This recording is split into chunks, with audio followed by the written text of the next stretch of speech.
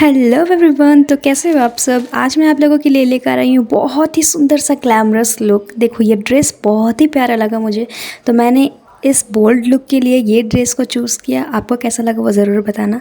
And आप पूरा makeup देखो, एकदम सिंपल सा है, इसमें ज़्यादा कुछ मैंने लगाया नहीं है, बस फाउंडेशन, आई शेडो एंड मैंने आईब्रो को अच्छे से सेट किया है और आई शेडो ये सब सारा वगैरह लगा के, ब्लशेस करके, अब लिपस्टिक, लाइनर, लिप लाइनर सब कुछ लगा के, बस इसमें ज़्यादा कुछ है नहीं। हाइलाइटर वाइलाइटर मैंने नहीं यूज़ किया है, सिंपल सा लुक है और आप ऐसे बोल्ड दिख सकते हो। आप क्लब में भी जा सकते हो ऐसे लुक करके। एंड देन मॉइस्चराइज़र के बाद ये ही मेरा बहुत ही प्यारा सा ग्लैमरस लुक। ये फाइनल लुक मुझे बहुत अच्छा लग रहा है एंड होप आप सभी को भी बहुत अच्छा लगा होगा। कमेंट में अपनी राय ज़रूर देना, ढेर सारा प्यार देना, और अगर यहाँ तक आ ही गए हो तो चैनल को सब्सक्राइब ज़रूर कर लेना।